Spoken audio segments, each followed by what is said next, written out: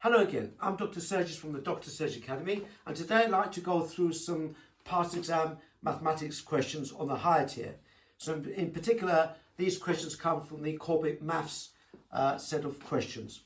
So if we look at question 8, okay, we're looking at recurring decimals here with the recurring digit on the top. So it says write the following numbers in order of size starting with the smallest.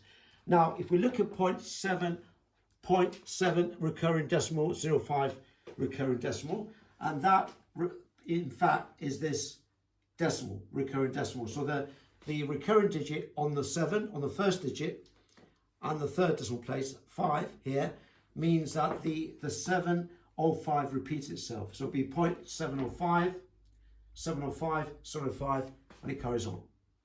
Now, if we look at the 0.70 and the 5, the recurring decimal point, if like the recurring digit is on the 5. The recurring digit is on the 5. So 0.705 recurring digit, and that in fact is this.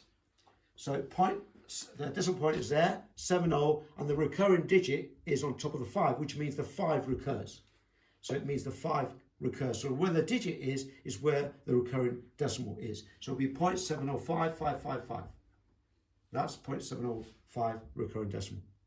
Now if we look at the next one, 0.705, it's just simply you can put just zeros after the 5 because there is no recurring digit. So if you like, in a sense, the 0 recurs. So it'll be 0.70500.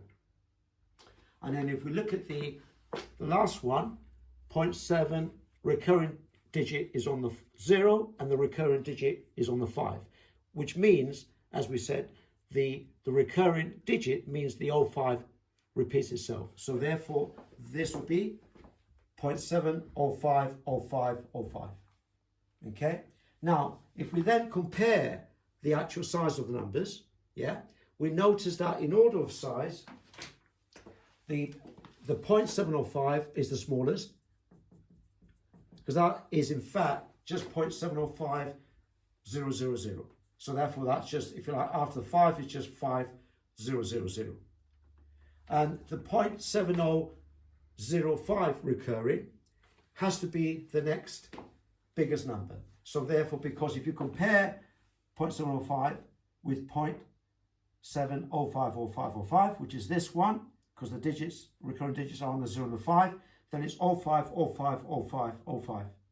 So we can see that after the 5,000, if you like, in a sense, like 5,000, for example, we can say that's like 5,000, and that's 5, and then it's like 5,050. So 5,050 is in fact bigger than 5,000, if you like, if you start from that digit. So therefore, the next biggest one is in fact this one, 0.7050505. Then if you look at the next one along, which means 0.70555, then that's like 5,000, if you like, 5,555, if you like, in a sense. So therefore that has to be the next biggest one because the 5 recurs. And then finally, the largest one has to be the 0.7 digit or 5 digit, if you like, recurring digit. So it's 0.7, so the 7 and the 5 recurs. So it'll be 0.705, 705, 705. So it's like 5,705 in a sense, carries on. So therefore that has to be the biggest one.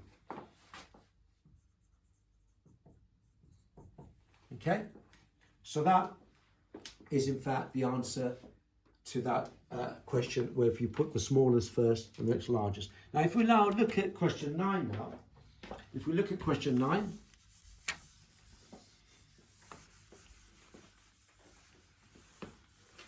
so question 9, we want to convert the recurring decimal into a normal fraction called a Varga fraction. Now there's a non-decimal fraction.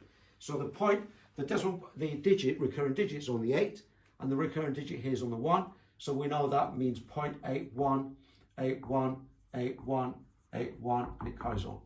So this is where we use algebra to convert the recurring decimal into a normal fraction called a Varga fraction. So we can say let x equals 0.81 recurring. Okay, so so therefore we can say therefore which is the same as 81, 81, 81. And let's say, we say 100x, so we're timesing this by 100. Therefore, 100x, you're moving the decimal point twice to the right. So it becomes 81.81, 81, 81, and it carries on. Okay, because when you times it by 100, the decimal point moves twice to the right. And then if you take away x, so you take away x from 100x. So that's our x. We align the decimal point. We take away, and then 100x, take away 1x is 99x. What you do one side, do some of the other. Now, 81.8181 recurring, take away 0.8181 recurring is simply 81. Okay? Therefore, rearranging, making x the subject, x is 81 over 99. And we divide, by simplifying, divide the numerator by the denominator by the same common factor, the highest common factor, which is 9. 81 divided by 9 is 9. 99 divided by 9 is 11. Therefore, x is 9/11. So as a recurrent digit, it's 0.81818181. As a normal fraction, otherwise known as a Valgrind fraction, is 9/11. And my next video will be on question 10. But for now, we'll finish here, and we'll carry on again with recurring digits on my next video. I hope you enjoyed that. Thank you.